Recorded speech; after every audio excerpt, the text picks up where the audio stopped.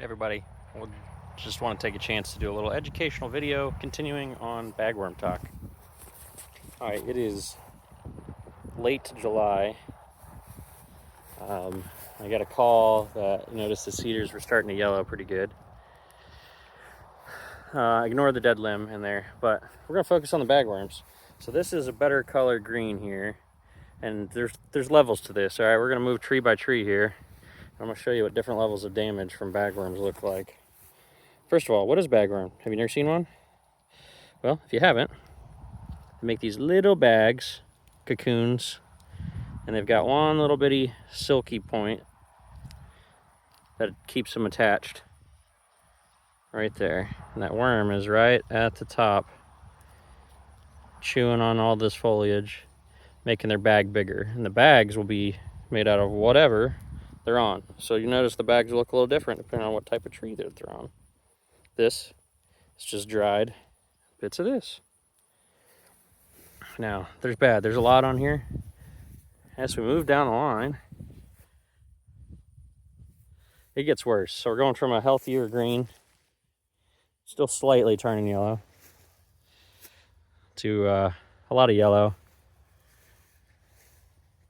to there's almost nothing.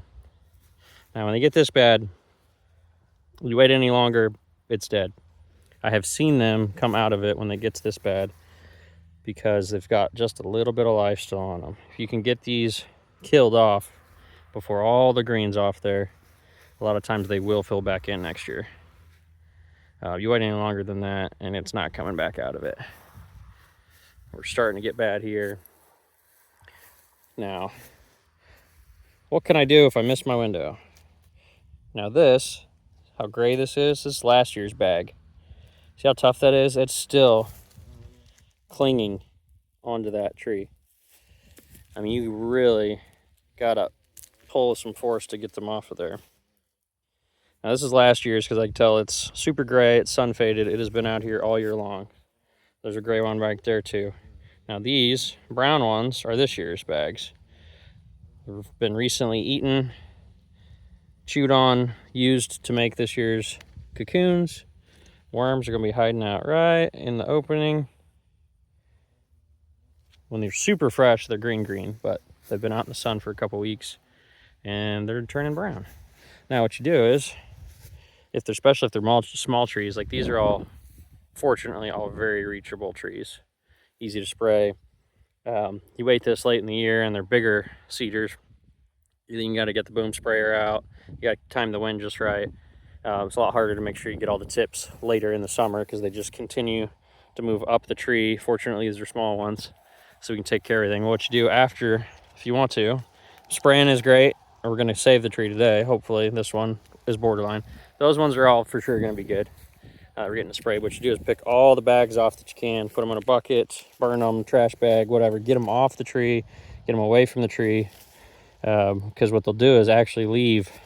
These ones will freeze off, but inside the bags, there'll be eggs in here left over for the following year. And this is like, it's gross, but these are like, you know, those little cocoon face huggers you see on the Alien Predator movies. Yeah, they're just sitting in here waiting.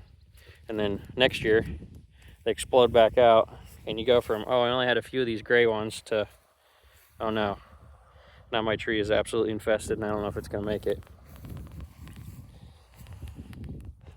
But we're getting it sprayed. We're gonna save them. Next year, say try and get ahead of it. If you've got time, say pick all these bags off.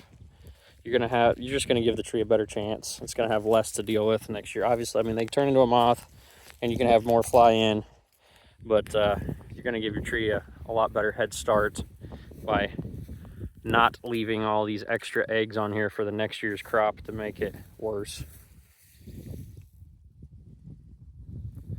But yeah, thanks guys.